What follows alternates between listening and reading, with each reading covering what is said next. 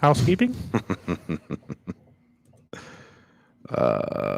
We got some sound coming out of the thing. That's good. That's good. That's one step. Do we have video too? Giant step for mankind. Wait, do we have video? We got video. The audio recording. I mean, that's the trifecta. If we can record the episode and also stream the audio and video for the episode, that'd be then nice. I mean, it's like we're running a podcast here. I'm sorry, I'm a little punchy. You okay? Yeah, I'm trying to figure out why the hell this thing is not. Look like you haven't slept in a while. No. Why is this thing freaking out now?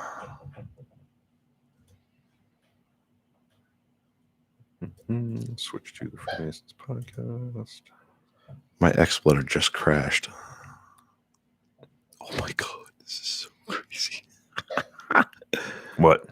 I can't get into XSplitter. It completely freaking crashed. Jesus Christ. I thought everything was going swimmingly. Nope. Today. No? Okay. Everything was fine 2 minutes ago, and all of a sudden it's just completely locked up.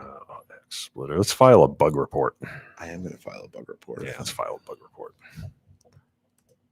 We'll do it in George language too. Like, look, you motherfuckers! I spent money on this goddamn shit. This is I did spend money on this. This something sucks. You deserve to get your money back for it.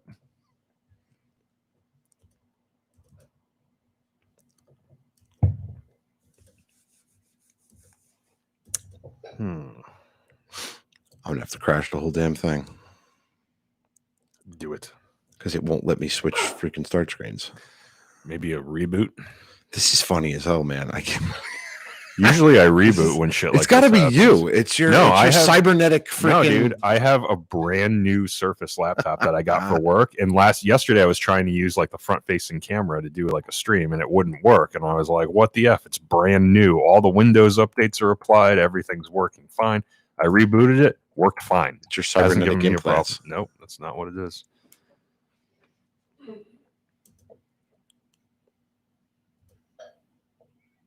Beep, boop, beep. It's your cybernetic.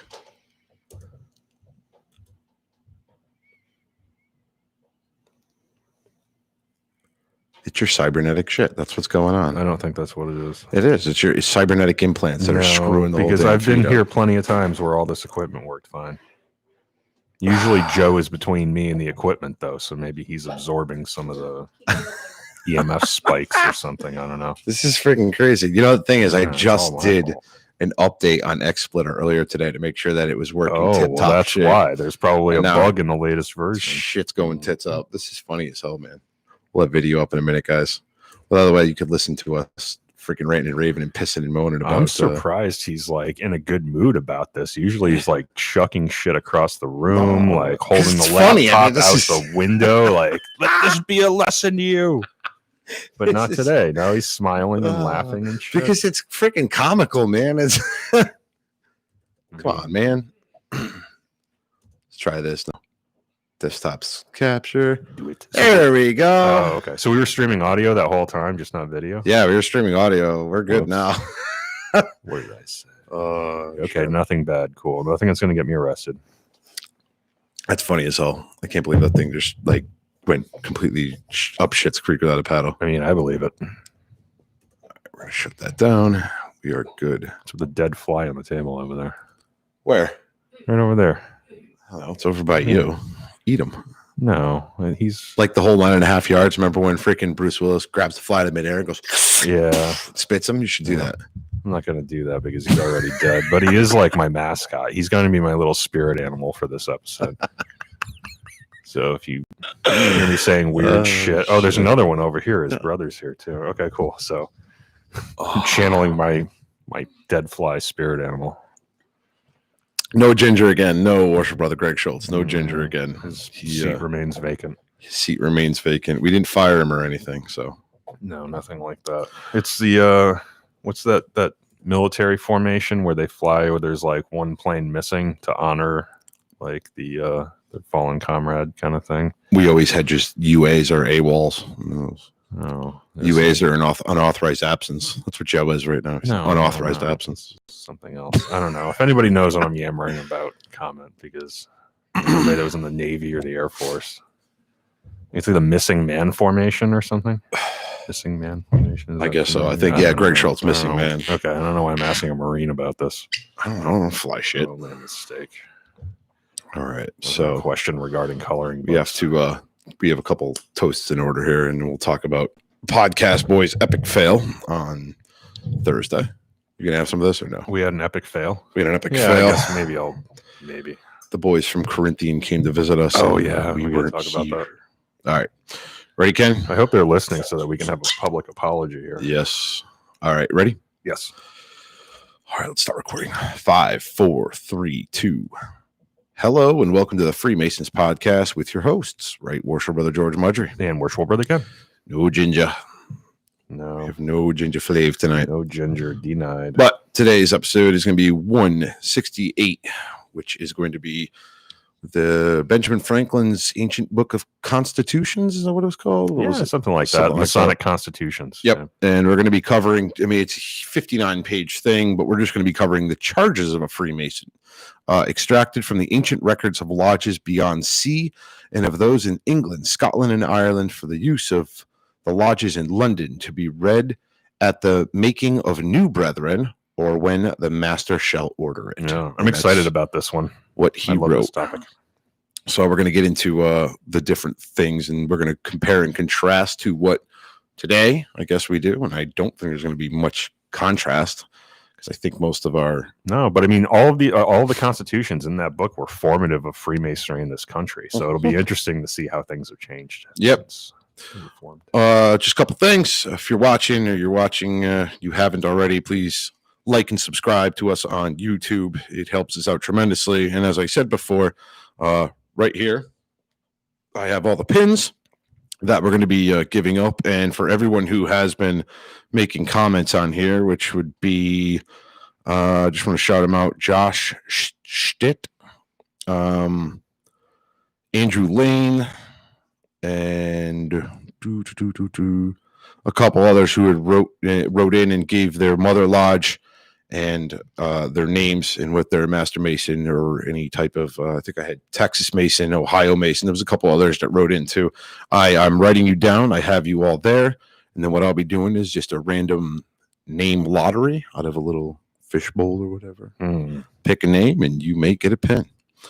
So, Because that never went awry before. no, it didn't. Shut up. The Secret Santa still worked out okay. It worked out okay. It's just the probability of how some of these happened. Yeah, I just don't think it was sufficiently randomized. It was freaking, I swear to God, it was randomized. It was completely randomized. And people, It's not random. and some people who ended up grabbing somebody, the person that was their Secret Santa ended up being the opposite person's Secret Santa. And it was like, I don't know. I got nothing. Yeah. I didn't even participate in it. So had nothing to do. Oh, I did with you. That was it. Yeah. You You know and what? I'll write some code next year so that we can make this a real Secret Santa and not. Right. So anyway, let's go through some new likes and subscribers. We'll just do YouTube first. Son of a bitch. I just pressed the wrong button. Let's see here. PSK Auto. Milan Adamov. It's an awesome name. Let's see here. Who else do I got? David Alexander. Eric James. That's Eric James, bitch. Okay, so and that's what I got for YouTube. So over on Instagram, we've got some new followers as well. Stephen Whitaker, name sounds familiar. Daniel Valdez, John Hodorovich, John Hamilton, Corey Fleshman, Jacob Drake, Oscar Cordova, and Sterling's Back. Awesome. Cool screen name. Thank you, brothers and friends. Let's do a toast. Brother Ken, lead it. Yeah.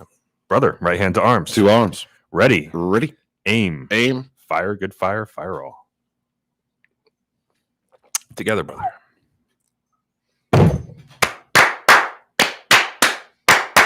Vivat, vivat, vivat. No, I crushed my little dead fly friend with my cannon. That's all right. A mess. One more. I loved like he was like my little muse, man, and now he's gone. Okay. I'm And you were now. asking, you were saying I look like shit, like I haven't slept. No, I mean, You're I'm just randomly coming out with shit. I'm on 8.5 hours of sleep. I'm fine right now. I'm just going to check Apple reviews real quick. But let's talk about where this bottle came from. And it's called Oh, it's Glenmorangie. Glenmorangie. Good. Yeah. Thank you for saying I that, because know, I probably would have been like Glenmorangie. I could see the gears turning. I figured I would help out. Yeah. This was given to us by, and unbeknownst to me, I just want to tell the story of how this all happened. Mhm. I got a message. Now, granted, I just left the secretary's chair. So I still get random messages of people like, "Hey, what do I owe for dues this year?" I'm like, "Go to Rafferty." Yeah, I don't know except shit. now you don't care. Go to Rafferty. I don't care. So I got a message from, and I'm gonna actually go in here and I'm gonna try to find the email while we're sitting here talking. And it was an email that basically was asking, "Hey, the brothers from Corinthian Lodge would like to come up to the lodge and come to your stated. Let us know if it's okay and all that stuff." So I had said, and this was from Adam Ward. He wrote, "Hello, brethren. I'd like to formally announce that me, along with a band of brothers from Corinthian 104 of Bridgeport, would like to attend your meeting on the 21st. Please let us know if you can accommodate 6 to 7 additional brothers." That's a lot of brothers. He's a junior deacon Kudos. of Corinthian 104. So I responded with basically saying, good morning, brother. Yes, we can accommodate the brothers. Our address is this. Looking forward to meeting you all. Any further communications or anything you brothers need, please email the news secretary, James Rafferty, who is CC'd on his email, right? It's pretty much. Okay, that's fairly professional. Right, but you ex-secretary. So what you would think would be is that they're coming to just visit the lodge, right? Yeah, it sounds like a standard fraternal visit. Standard fraternal visit. Yep. Unbeknownst to me, they were actually coming to meet the podcast boys. And they brought this bottle of Glenmorangie to hang out with us, and we dropped the ball. Well, we also didn't know. So I've messaged them back. I haven't heard anything yet, but I told them, I said, we are sorry. We weren't able to all make it. And what we're going to do is what we'd like to have those brothers come up to the podcast one Sunday or Thursday, and have a recording with us and hang out with us. That is our thank you and our apologies at the same time. So I'd like to propose a toast to the brothers of Corinthian 104 in Bridgeport. Yeah. Are we going to toast with the bottle that they brought us? I think that would probably be appropriate, right? Yeah. As long as you're. So thank you, brothers. I'm so sorry that we weren't all here. You don't need to powder your vagina before you have any of this, do you? No, I think it's going to be fine. Right. My mother lodge also had a stated communication that night, and I'm an officer. I'm the Tyler there, so I was there instead of here at my other lodge. So I apologize. And we will definitely get into that. Great worshipful brother Greg Schultz. Don't forget to mention the $3 Patreon commercial. We need some new friends in Discord. Yes, we do. That's true. Yes, we do. Yeah. Yeah. It's $5 a month now. $5. Yep. It's $5. But I'm going to keep the 3 up. I think I'm going to do 3 or 5, but yeah, that's fine. Grandfathered in $2, whatever. Yep. But I just wanted to say that, the boys in Discord need some new fresh meat. So if you got the stomach for it, slide over to join Patreon. You will be added to Discord, and it'll be a lot of fun. Yeah, it's a small price to pay, and you also get a Freemasons podcast Gold Tone podcast. Yes, you do. Pin. And then we have one more 5-star review after this on Apple. But wow, it's a lot of toasts. To the brothers of Corinthian 104. It's like a table lodge over here. Brother, right hand to arms. 2 arms. Ready. Aim. Fire. Good fire. Fire all. Together, brother.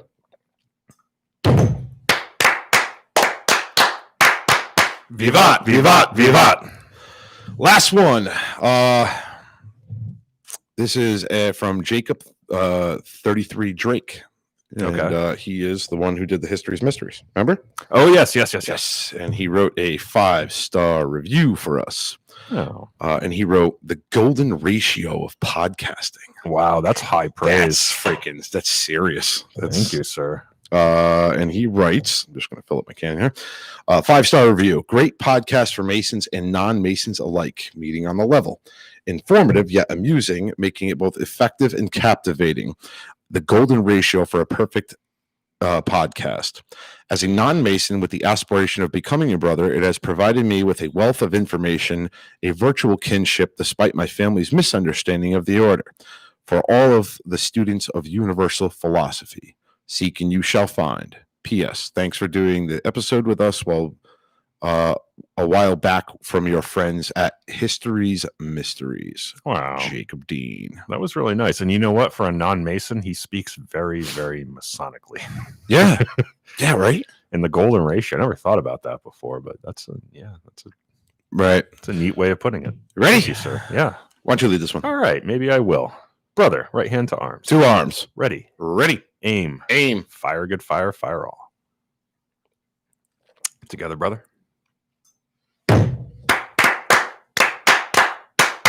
Vivat, vivat, vivat. Let me tell you, I just want to say on a side note, I absolutely hate when people leave 1-star reviews. To me, as a Mason, it's very unmasonic. Oh, if you don't like assuming something, they're even Masons. But yeah, I mean, if you leave a 1-star review, at least have an explanation. Oh, they for did. why. They wrote this whole thing okay. on here. But I'm just saying, like, if I don't like something, I just keep it pushing. I don't go around and actively try shitting on people's stuff. You know what I mean? Well, I just find it very, how else do you cheesy. How else do you communicate with one? Well, I guess they could probably just use the contact us link and say, hey, here's some advice or something. Or just don't write anything. Just be like, okay, I'm done. I'm not going to listen to it. Whatever. Don't matter. Well, I'll read it Read later. the 1-star reviews on Patreon. Yeah, I should. Let's do a saying, Patreon episode. Let's do We it. should do one now, but We'll do it. Doing it. We'll do it on Patreon. It'll be a freaking blast, and we could just. All right, here we go. But anyway, that's what we got for likes. Then everybody's going to write 1-star reviews so that we they can hear their true. Yeah, I guess you're right. We won't make people famous. And the marketing people are going to yell at us if we do that. Yeah, no, fair enough. And the legal people. Anyway, let's get into it. The charges of a Freemason. This is taken from, again, Benjamin Franklin's Book of Constitutions, I believe it was written. Yep. It was written in 1734 by him himself. It is a lot to unpack. So it's a 59-page thing that we're not going to read all 59 pages, but the one specific area that I want, because let's be real, the first half of it reads like Morals and Dogma. Right. They talk about the Magi. They talk about it was one that I found was interesting. He wrote knights or warrior knights who are also religious. I'm like, all right, I see what you're getting at there. But it's heavy, the first half of it. And again, the charges of a Freemason are on page 47, and there's 59 pages of this. So we're just going to go with the charges of a Freemason, compare it to our charges of modern Masonry, and pick and choose where we see. One of the reasons why I wanted to bring this one up is because I know there's a lot of debate on whether or not the founding fathers, who were, well, I don't want to say founding fathers, but let's say the antagonists of the American Revolution were Freemasons. Some of them were, yes. Some of them were. And the question has always been, did they violate their Masonic oath by basically being in open rebellion? So let's get into it. Yes. The constitutions. Here we go. And again, I've already read the top one, but we're going to start with this. And this is the general overview of everything. That's the train. Right on time. Right on time. Of God and religion. This is what it reads. That's number one. Number two is of the civil magistrate, supreme and subordinate. So that would be basically the local government or the government of the time. Yep. Civil and local magistrate. Yeah, the judges and Section 3 is of lodges. 4 of masters, wardens, fellows, and apprentice. Again, they didn't call it fellow craft; they just called them fellows back then. 5 of the management of the craft in working. 6 of behavior. Bullet point 1 in the lodge while constituted, and 2 after the lodge over and the brethren not gone. Right. At labor and at refreshment. Third bullet point, when brethren meet without strangers, but not in a lodge. 4, in presence of strangers, not Masons. 5, at home and in the neighborhood. 6, towards a strange brother. So let's get into the first one here. Okay. I'm just going to wet my whistle here because there's going to be a lot of reading. All right. Concerning God and religion. Now, mind you, I just wanted to say this isn't Old English, so please be generous with the ball busting of how I read this, because S's are F's and they use words like obliged. Oh, so you have like no ED. You have like the manuscript there. I have even no. I have transcription. It's not the transcript. Oh yeah, no, that's the okay. It's the original. God help us all. I'm gonna try here. Let's crack a neck here. All right. You just stretch a little first. A Mason is obliged by his tenure, right? Tenure.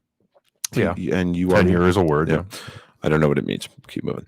To obey the moral law, and if he rightly understands the art, he will never be a stupid atheist nor an irreligious libertine.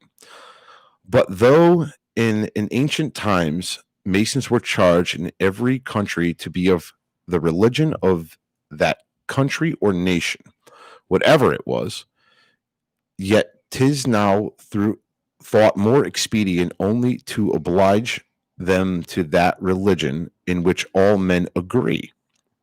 So he's basically talking about believing in a religion, but doesn't necessarily have to be a specific doctrine, is kind of what I'm gathering. Right, that. Just that a higher power is involved. Yep.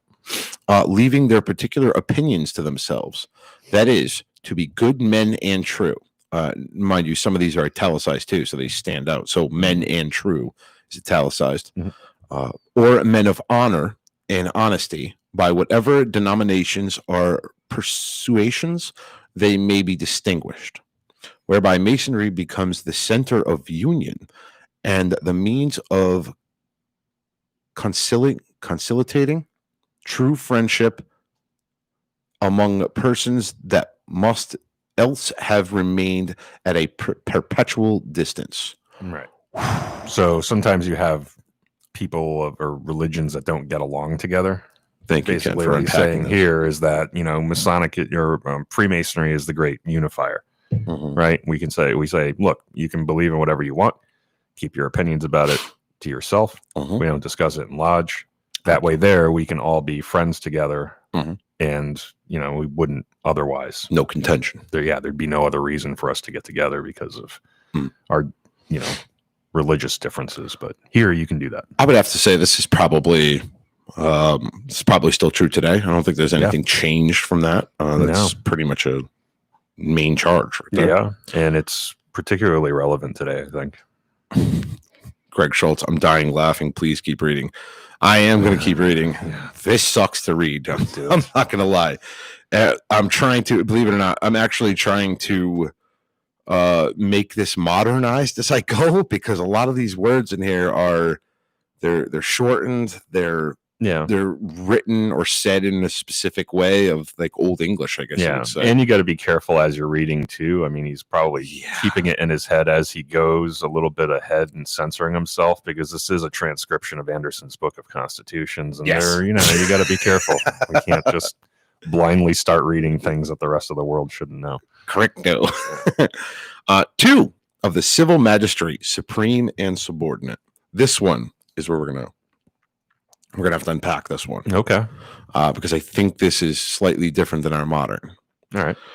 A Mason is a peaceable subject to the civil powers wherever he resides or works, and is never to be concerned in plots and conspiracies against the peace and welfare of the nation, nor to behave himself undutiful to inferior magistrates. For as Masonry hath been always injured by war, bloodshed, and confusion, this is true, so ancient kings and princes have been much disposed to encourage the craftsmen because of their peaceableness and loyalty, whereby they practically answered the cavils of their adversaries, and promoted the honor of the fraternity. Okay. That's the end of that section. Oh, you're still going. Whoever flourished in times of peace, so that if a brother should be a rebel against the state, he is not to be countenanced in his rebellion. However, he may be pitied as an unhappy man, and if convicted of no other crime, though the loyal brotherhood must and ought to disown his rebellion and give no umbrage or ground of political jealousy to the government for the time being. They cannot expel him from the lodge, and his relation to it remains indefeasible.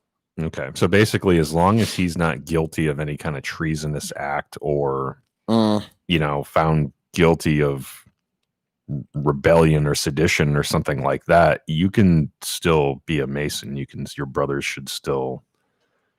So, I mean, that's how I read it. I don't know. It's interesting because it says here on the top, so that if a brother should be a rebel against the state, he is not to be countenanced in his rebellion. In other words, you can't charge him, pull his dues cards in modern case, from being part of the rebellion.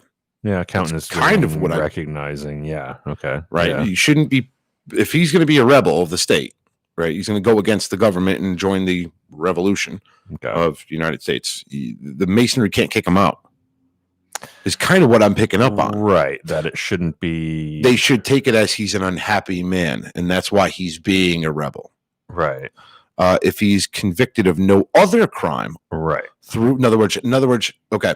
So if he rebels, that's treason. Let's be real. You're treasoning against the local magistrate, your local government. That's treason. Yeah. But as long as he doesn't have any other crime, that's how you're reading it. Okay. I mean, that's what it says. So. If he's convicted of no, because it says, hold on, I'll read it again. However, he may be pitied as an unhappy man, and if convicted of no other crime, though the loyal brotherhood must and ought to disown his rebellion. So they can't throw him out of the craft, but they can say, we don't agree with what he's doing. That's not right. Yeah. And give him no umbrage or ground of political jealousy to the government for that time being. Give him no umbrage or ground of political jealousy. I'm trying to have a ground of political jealousy. I'm not really. What's umbrage? Let's just look up the word umbrage. I'm going to look up the word umbrage. Or ground of political jealousy to the government for the time being. They cannot. I should know this word too. Somebody's going to yell at me, I'm sure. Yeah. Probably my wife. That's a tough one. Offense or annoyance. And give no annoyance. I'm trying to. Yeah. So she took no umbrage at his remarks, meaning I took no offense at his remarks. Okay. So what it's basically saying is if the government. No. I don't know. That's a tough one. They cannot expel him for the lodge, and his relation to it remains indefeasible, which means they can't. He's still a member of the craft. Interesting. Yeah. So basically, they can say, "Hey, man, what you're doing is wrong." But okay, Worshipful Brother Joseph Schultz, you can file grievances against the government, but not take rebellious action. Okay, that's one way to read it too. It's one way to read it. Sure. Greg Schultz. The way that you're reading it is like you can get convicted of treason, and that's cool as long as you're not like, publicly urinating or something. So let's look at it this way, okay? Masonry is worldwide, right? Mm-hmm. Okay. So if you're a Mason, and let's say you live in Iran, okay, picking up what I'm putting down. Yes. The government is against Freemasonry. So if you are in open rebellion against the government, are you violating your Masonic oath? No, not according to this particular interpretation. So, if the government of the United States or any other government, what is that banging noise? I thought somebody came in, but I could be wrong. Anyway, it's freaking me out. I'm not gonna lie. So if the United States government decided we don't like Masonry anymore. Mm-hmm. And we as Masons, not as Masons, but we, as individual human beings, decided, no, that's not cool. And we decided to rebel against our government.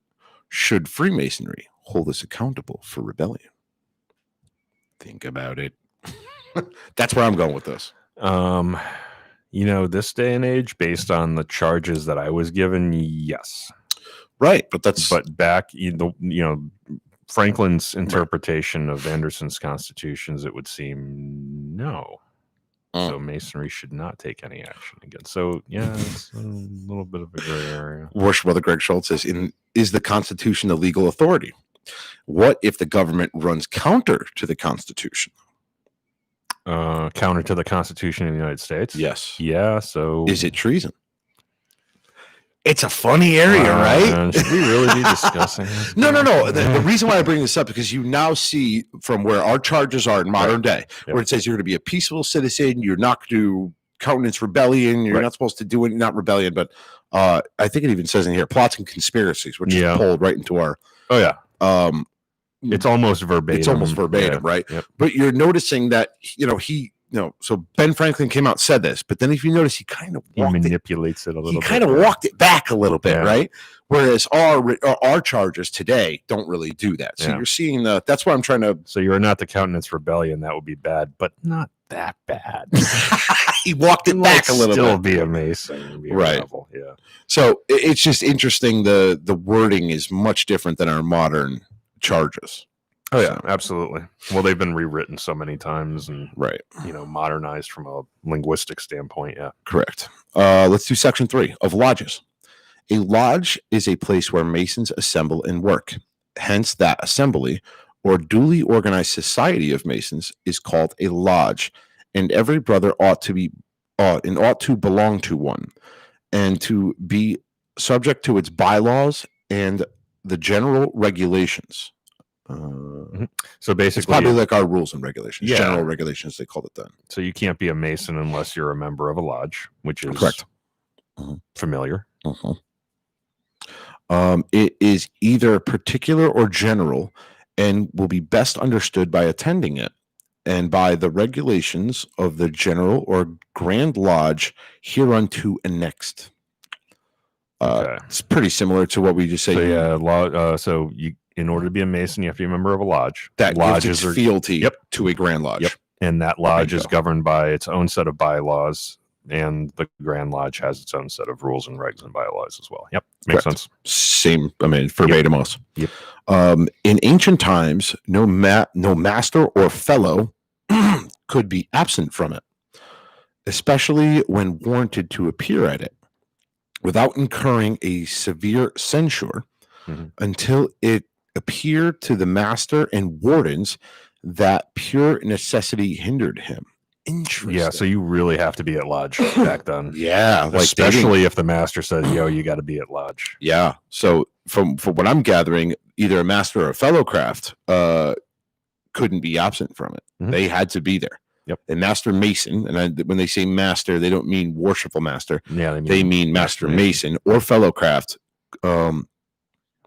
In ancient times, no master or fellow could be absent from it, especially when warned to appear at it. I'm assuming that's the same as a summons. Like a summons, yeah. Without incurring a severe censure, which means they shut you up, basically, right? Well, or they yell at you, Or they yell at you. Some penalty is basically what it comes down to. It's unclear whether when he says ancient, he means like operative masonry ancient or like times. Ancient, like 1600s, 1500s kind of deal. Right. The person admitted members of a lodge must be good and true men, freeborn, and of mature and discreet age. No bondmen, no women. What's bondmen? Oh, slaves. Bonded to someone else. Yep. No women, no immoral or scandalous men. Joe's out. But of good report.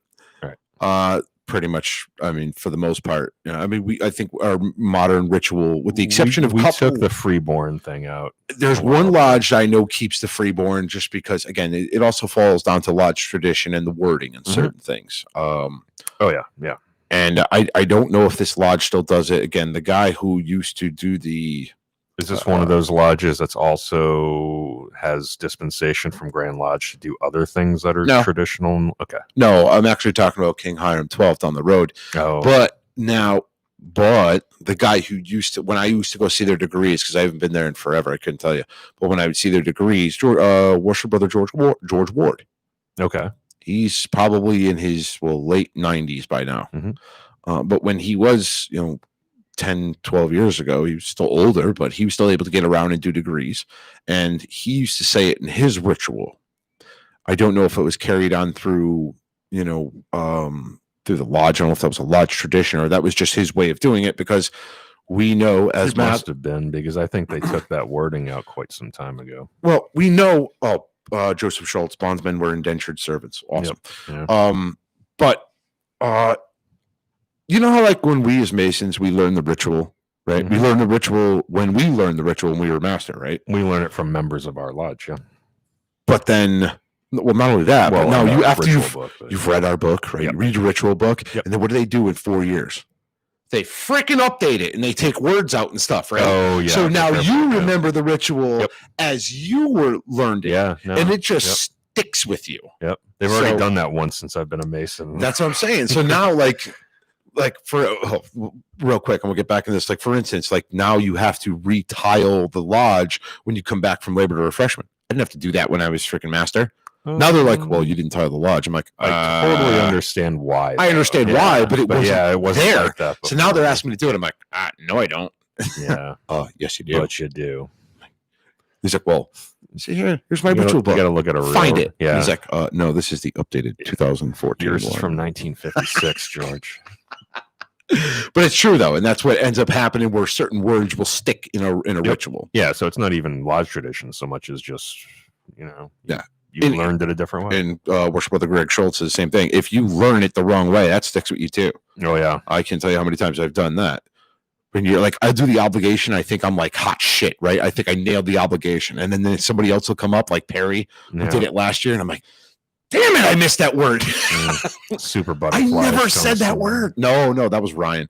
Was it Ryan? Oh, that was Ryan Nordstrom. It was Saxton for some reason. No, I would say, I don't know. I'm not going to get into the obligation, but there was a certain word that I said wrong. And I didn't realize it until somebody else said it. And I'm like, oh, yeah, he said that wrong.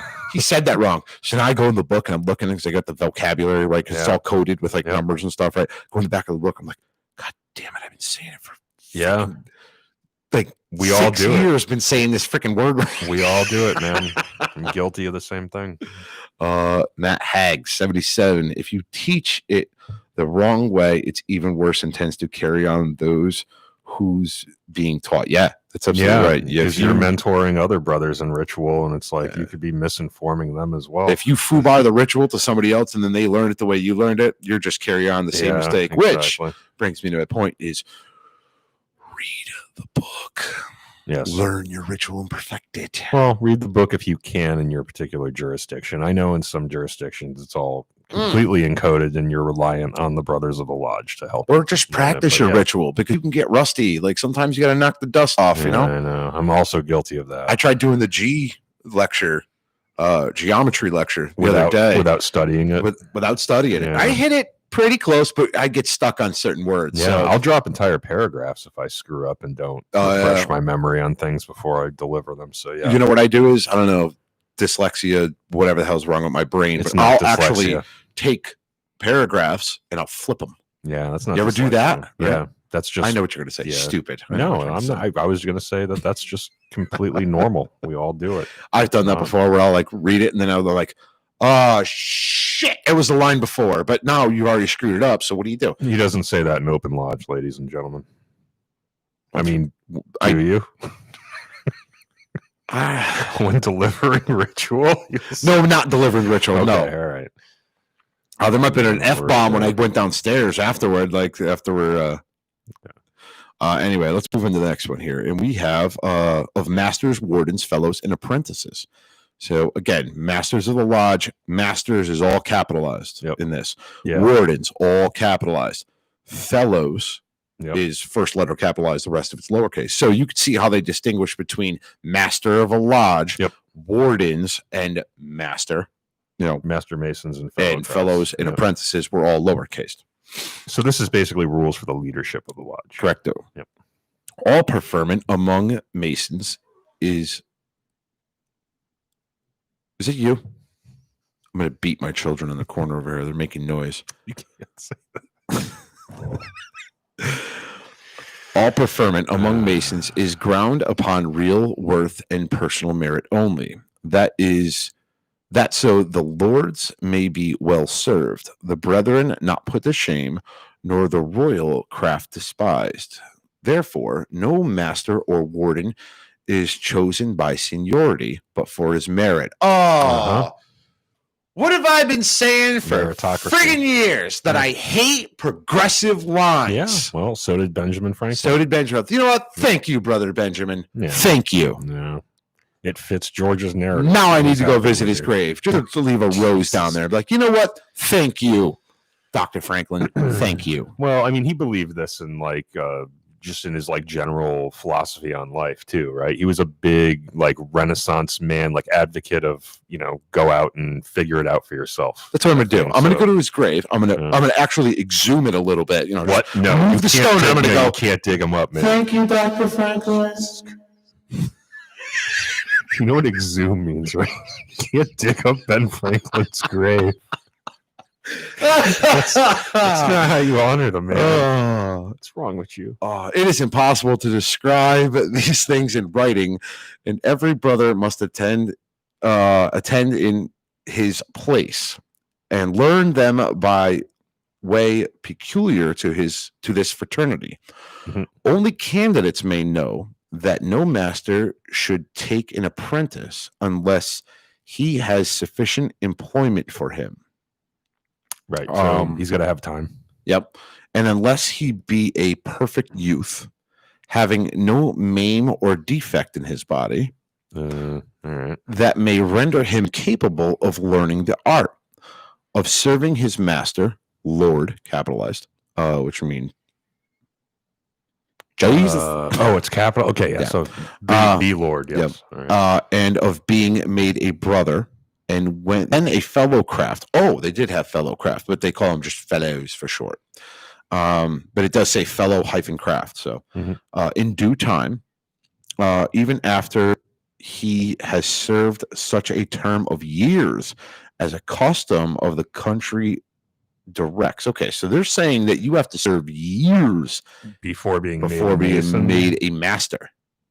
Like a master of the lodge or a master mason. Okay, yeah. So I think that was like typical of the time, right? Like it was not a month between degrees, right? Like you were spending time and putting a lot of study and a lot of work and probably assisting the lodge and stuff like that before being made a member and becoming, you know, a fellow craft or a master mason. So that's typical. I totally get that. But, and the way they're making it sound too is that no master should take an apprentice unless he has sufficient employment for him, which means I don't know if that means like you shouldn't, as a master of a lodge, you shouldn't initiate a new candidate unless you have time. Or that's what he's saying. So a master mason would be the one, according to this, would be the one to give out. I mean, I guess a blue form petition as we do in Connecticut. Yeah. Can you just like a mentor?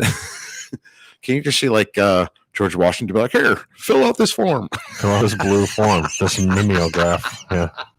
No, but that's what it's basically saying is no master should take an apprentice unless you're going to put him to use, in a sense. Well, yeah. Like you're going to mentor him. You're going to hold his hand through the process. You're going to hold his hand. I totally agree with that. That's pretty much what I'm gathering from it.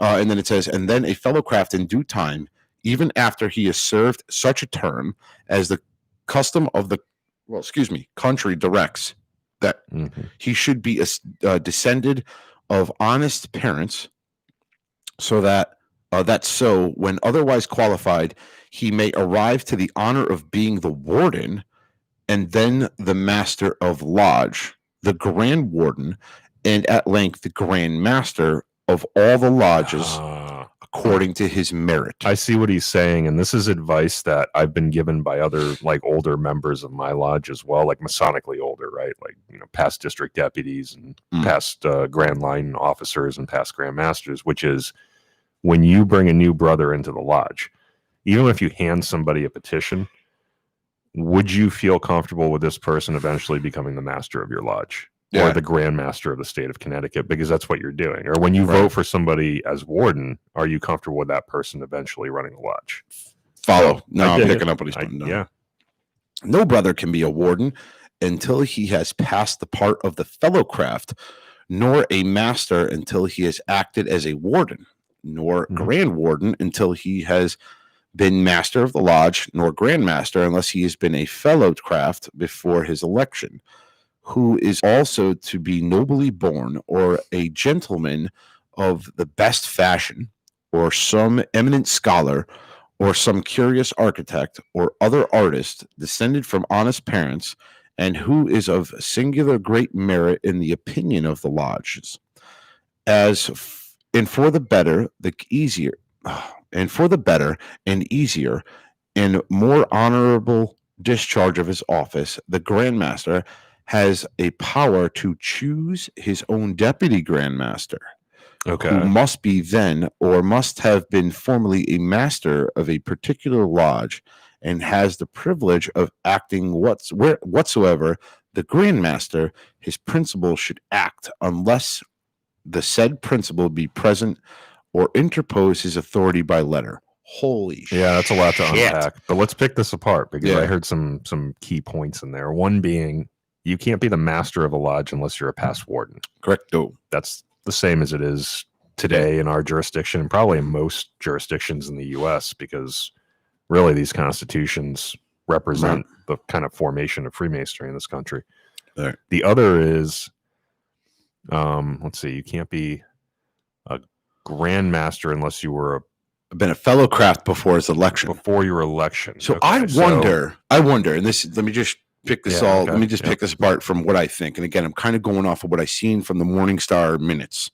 That I think everyone from entered apprentice to fellow craft to master mason was a Freemason. Like, everyone was considered, everybody had a vote, everybody had a say. So which means so the way that Morningstar picked it apart was they would open lodge on the entered apprentice, close that, move to fellow craft. They would do their business on fellow craft, close that. Especially considering you had like a lot of entered apprentices and fellow crafts coming to regular meetings. Right. So my assumption is that, I guess, anybody could be, I guess you could ascend to no brother can be a warden until he has passed the part of a fellow craft. Nor a master until he has acted as a warden. We do that right now. But if you pick up what it says, no brother can be a warden until he is past the part of a fellow craft, which means, technically speaking, a fellow craft could have sat in the lower chairs. Be a warden, But no, he couldn't be a warden because he had to pass a fellow craft before he could become a warden. So basically you have to be a master mason. But any of the lower chairs could have been fellow craft. Right. Below a warden. If that's what I'm reading here. And then you have... nor the Grand Warden until he has been a master of a lodge, which is... Well, here's the other thing. Warden. There's still lodge bylaws, right? So the constitutions are one thing, but I think most lodge bylaws say that, hey, you have to be a master mason to be an officer. Well, I would imagine. Not for anything, though. I mean, I think that's pretty cool. Yeah, I mean, they lay it all out, man.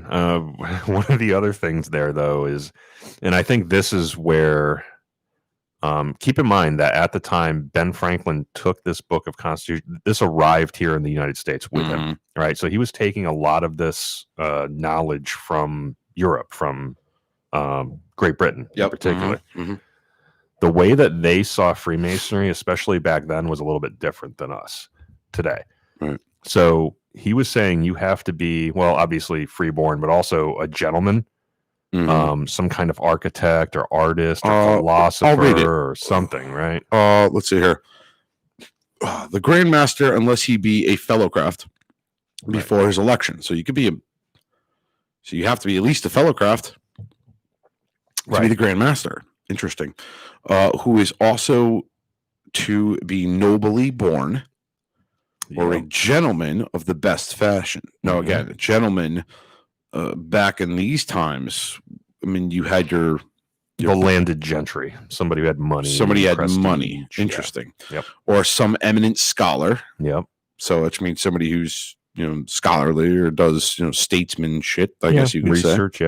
Or some curious architect, which means an architect who made buildings and stuff. Curious. Or an artist, descended from honest parents. Right. What the hell? Yeah, but I mean, I think those are all like inclusive terms. So like, you can't be a common man.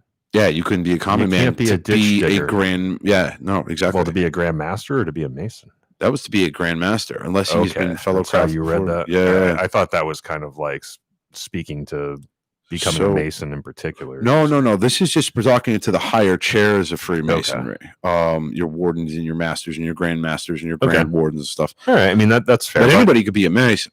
Right. Now, the curious thing that I find is that this clearly, from if I'm reading this correctly, shows that there was a interesting that hierarchy. Entered apprentices and fellow crafts had the same, I guess you could say, powers of a master mason in our modern times, but entered apprentices had their own, in a sense, lodge.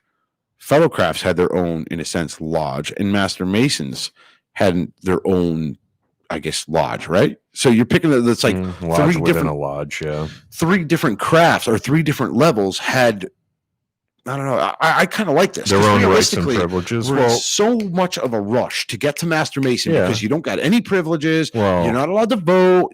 This is, you can't hold a chair, but this is showing that. So I kind of like this. Keep in mind, back then, there were so many men who wanted to become Masons. You had a ton of EAs waiting to become fellow crafts. You had a ton of fellow crafts waiting to become Master Masons. Right. Just by numbers alone. Right. So you could afford to do things like, hey, you guys are going to like work your butts off for the next year. And then maybe if you're lucky, you'll become fellow crafts. They lose maybe a couple to attrition.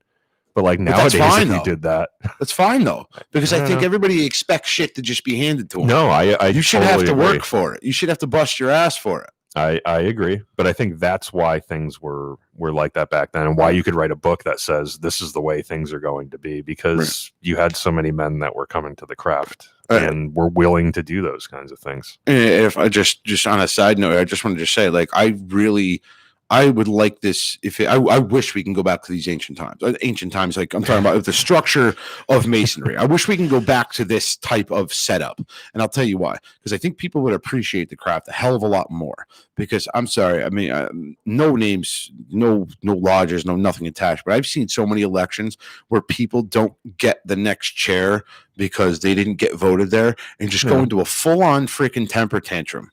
Yeah. Because they wanted a chair that they didn't put the work into and didn't put the time into and just expected it to be handed to them. Fair point. I'm just making a point. I'm sure you, just like me, had to bust our ass to get to the next chair. Yeah. We had to learn that ritual. We didn't have anything spoon-fed or handed to them. A lot of that comes down. And then you wonder why. And then you wonder why lodges are going tits up, because they're they're reading ritual out of the book, and it's. I like this setup only because it makes the entered apprentice, the fellow craft, and the master mason all inclusive, where, you could be an entered apprentice and take a chair, or a fellow craft, you can take a chair, because now it's hyping you up that, you know what, even though it may take me a year to become master mason, I can still sit in a chair and do all the things. And I think that would engage masons more of the lower degree, rather than just rush, get through my damn degrees, and then there's no light at the end of the tunnel. Okay. Same thing I feel about becoming a master of a lodge. Right. You rush to get through all these freaking chairs. You become a past master, and what happens? Poof, gone. I mean, I'm still here. It's because I dragged you up here. I'm just kidding. Yeah. But I mean, would you say what's the dropout rate of a fellow craft or an entered apprentice that has to wait longer than 3 months? Oh, I don't know if there is any data. It dramatically drops. I would imagine, it probably would. The longer you make people wait, but why does it drop though? The attrition rate. Why does it drop though? Because they probably wouldn't make good masons to begin with. True, I'm sure. Yes, there's that aspect of it. But the other part of it is that a entered apprentice in a fellow craft can't do shit in a lodge. They can't vote. Yeah, okay. They can't hand out petitions. They can't take a chair. So they're just sitting on the sidelines. Back then you could do that. I think most lodge bylaws, according to this, you could though. Well, according to the Anderson's Book of Constitutions, but that's not the only, governing doctrine of Freemasonry, even back then in this country. So I don't know. Right. I think it would be interesting to look at the date that came into print here in the United States, right, and then go back to some of our local lodges that have been, long-standing lodges, and look at some of the minutes and see if, maybe that was actually being done back then. Right. I think there's virtues in how we've changed things over the years, though, because right now, if we required grandmasters to be descended from nobility or like architects or some crap like that, Joe's out. Well, yeah, but we would have like missed out on some really, really good grandmasters. I love you, Joe, but you're off today, so you're getting your ass picked on. I guess so. But you know what? One of our recent grandmasters who we're good friends with, who's loved by all, he wasn't one of those professions that was mentioned. So he would have never been able to become grandmaster if, you know, we still abided by those same rules. Sure. So, I mean, I guess there's goods and bads about all of these sections, I think. Oh, yeah. I'm just talking about in the straight structure of allowing enter apprentices and fellow crafts to actually do Have something. jobs and okay. Do something. I'm behind that. Section 5 of management. They can do something. They can fix the lodge up. They can participate in work days. They can clean the kitchen. I'm just kidding. No. That's fine if you're going to do that, but you also should give them something to do in lodge too. Don't just make them your freaking right. Yeah, I mean, give them opportunities to help, but also give them opportunities to have a voice and make a difference. That's absolutely important. Like you don't want just entered apprentices doing everything for the lodge, throwing out your garbage and everything, because you're going to be like, fuck this. Yeah. Of management in the craft in working. There we go. This is going to get interesting. All Masons shall work honestly on working days, that they are to live credibly on holy days, be your Sundays and your holidays or Christian holidays or whatever holidays you belong to. Yeah. And the time appointed by the law of the land or confirmed by custom shall be observed. Most expert of the fellow craftsmen shall be chosen or appointed the master. Picking up what I just said. Wait.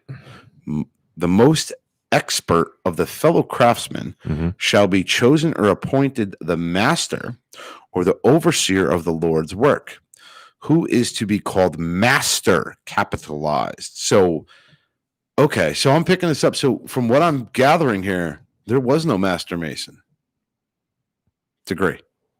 There was fellow craftsman.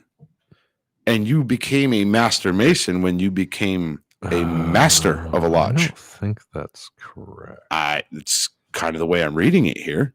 I mean, granted, this is 1734. So I'm clear. That's what I'm trying. I'm trying to think back to then and be like, well, I'm trying to get 1804, which is when our lodge was made, out of my head, because it did say master masons at that point. Yeah. So I'm wondering if 1734, there was it's possible. Well, he also, I mean, that's when he brought the book over, had it reprinted or whatever. But I mean, this was from England prior to that.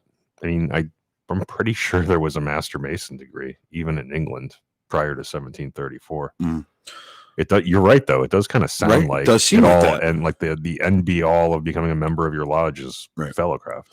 The overseer of the Lord's work, who is to be called master, capitalized, by those that work under him. The craftsmen are to avoid all ill language. And to call each other by no disabling name. Disabling name. That's an interesting word. Spell it. DISOBLIGING.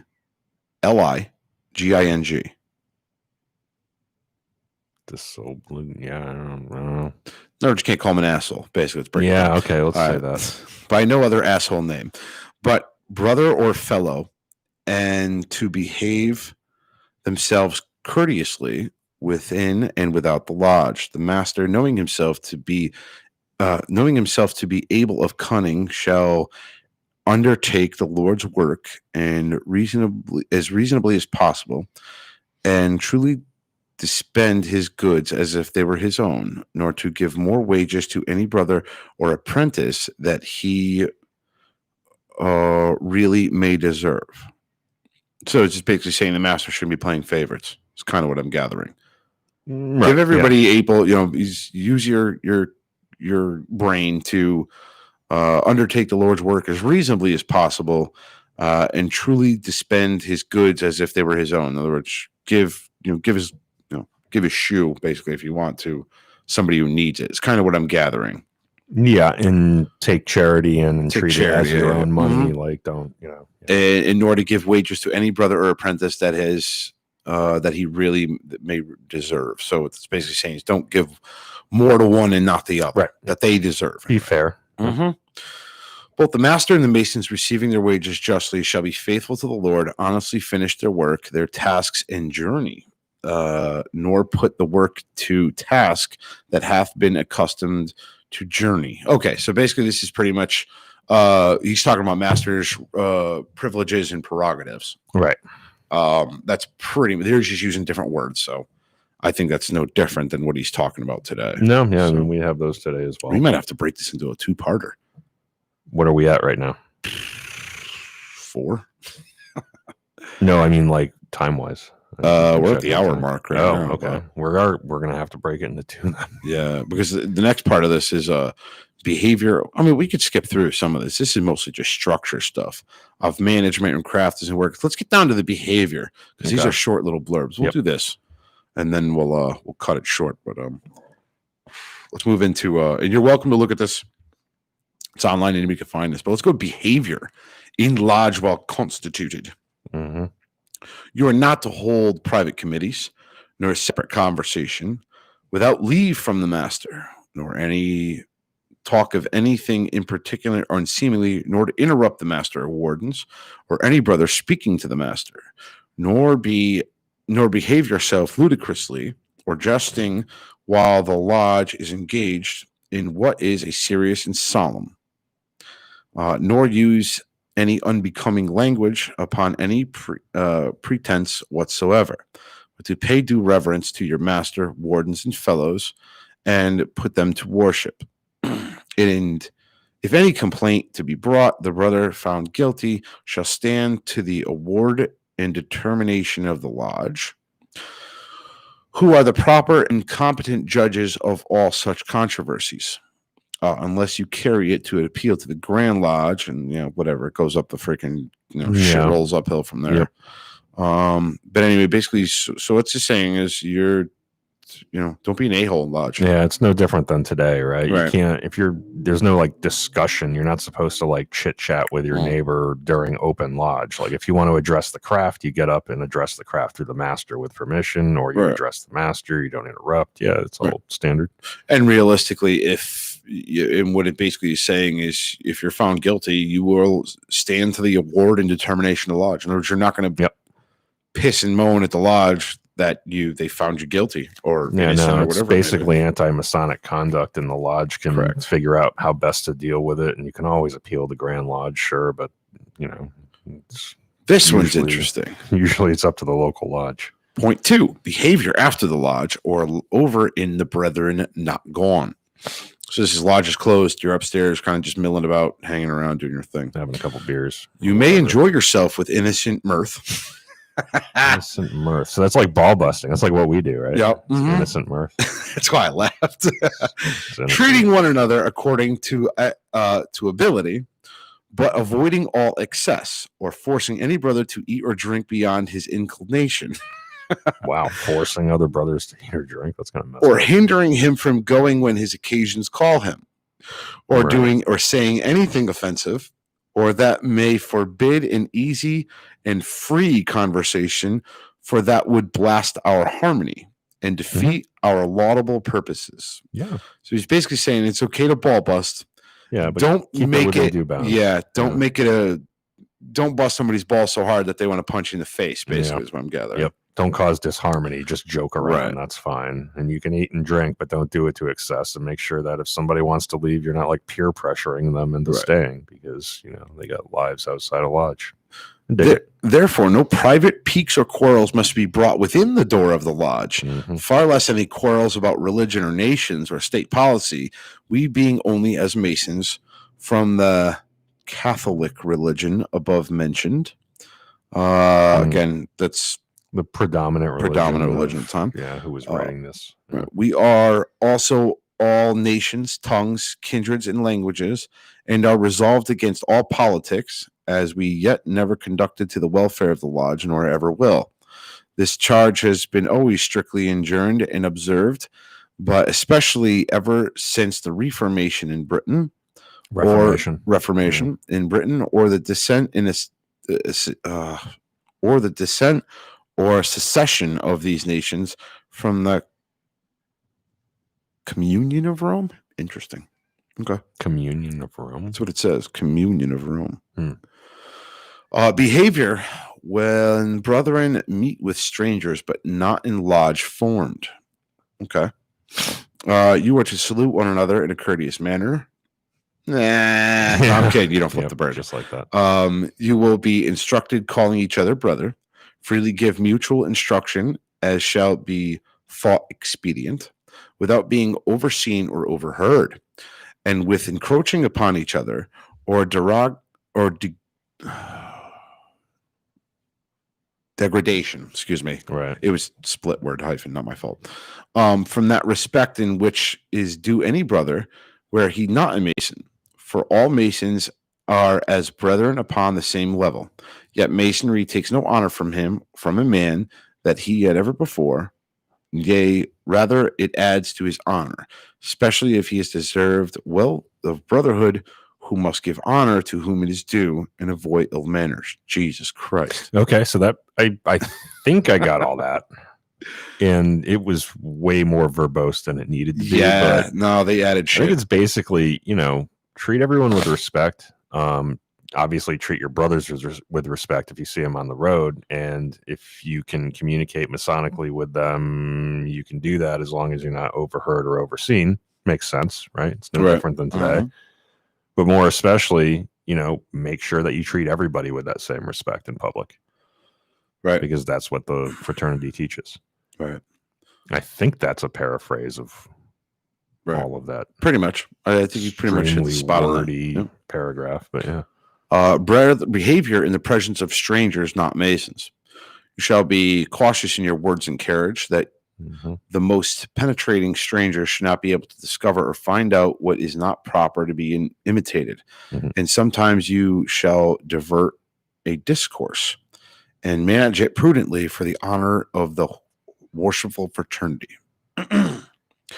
We're going to get into this last one. And again, I'd challenge all Masons to read this. Even if you're not Mason, this is an awesome, first off, it's from Benjamin Franklin. He was freaking genius of his time. Yeah. Very, very well versed and worded. So definitely check this out. We did like an expose, like a kind of a reading that our historian did. Shout out to Brother Bob Dorr at my home lodge. And he actually read the constitutions and basically showed that the Constitution of the United States was patterned after this. And it makes sense. Like his points made sense. So read it. If you do choose to read this document, it is a difficult read, but if you choose to read it, I urge you to think about, if you're, you live here in the United States, think about the United States Constitution and the formation of the government, which didn't exist at that time, and read it in that light. And I think you'll see some parallels there. I'm getting tired. Last one. 5 o'clock, dude. I'm freaking beat. Behavior towards a strange brother. This is interesting. Okay. You are to cautiously examine him in such a method as prudence shall direct you, that you may not be imposed upon by an ignorant false pretender, whom you are to reject with contempt or derision. Thank you. And beware of giving him any hints of knowledge. So this is somebody who claims that they're a brother. So this is tricky anyway. Sure. This is tricky anyway, because how do you kind of quiz somebody on Masonry without giving anything away about Masonry? And we have ways, but back then, I don't know if they did. Maybe. They had to have come up with something. Yeah. I mean, they also did have the Pigpen cipher. Yeah. They could have handed him a freaking Pigpen cipher and be like, here, decode this. Yeah, but if you have to put in your book of constitutions, be careful about how you examine somebody that you may or may not, that you may not know is a Mason. I don't know. Right. I don't know if they had means of recognition like we have today. I'm going to read this last paragraph, and then I'm going to leave it up for everybody else. But if you were to discover him to be a true and genuine brother, you are to respect him accordingly. Mm-hmm. And if he is in want, you must relieve him if you can, Mm-hmm. or else direct him how he may be relieved. You must employ him some days, or else recommend to him to be employed. So in other words, you got to find him a job, or if he help needs him find a something, job, right? give him some food or water or rest or lodging or whatever, because that's Right. what we would do anyway. Right.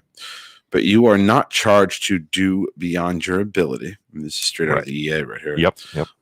Only to prefer a poor brother that is a good man and true before any other poor people in the same circumstances. Yep.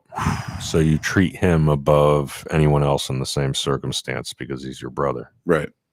Yeah. I mean, sounds pretty similar. And you just closed your MacBook. I'm done. Right. I'm done reading that shit. I have a headache now. I got to go take 2 a leave when I get home. Yeah. Well, you know what? Reading Old English is not easy. A lot of our ritual follows that same kind of pattern, but it's a little bit more modernized than, you know, the book of Anderson's Constitution. So yeah, I can identify with that, man. It ain't easy. I think we put a freaking fork in this one. Yeah. Again, I'm Did going to we get through all the No. charges? No, we didn't. Okay. All right. I skipped a couple. That's why, you guys want to read it, go back, read it. It's Yeah. Oh, on another note, I just wanted to say I am going to continue with the readings of the Lost Book of Enki. Okay. I just haven't had a chance to. I know I left up on tablet 8, but I am going to be getting back into that. I just wanted to let anybody who's interested in listening to that know that I will be reading it again. I just need some free time. Yeah. Don't we all? We'll continue on to it because I think I'm basically getting up to the flood. Okay. So that's a interesting little. It's the good part. That's a good part. So stay tuned. Anyway, what do you say, Brother Ken? Yeah, I'm good. Yep. I'm ready for Subway. For sure. So for the Freemasons podcast, I'm Right Worshipful Brother George Marjorie signing off. And Worshipful Brother Ken signing off. Have a good night, everyone. Good night. All right. We're not recording anymore. How did my thank you, other YouTube. fly friend fare? He's still over there. How can you read from a lost book? Joseph Schultz. What an Fair point. All right. I want to thank everyone for tuning in. Thank you. Again, if you like, share, subscribe.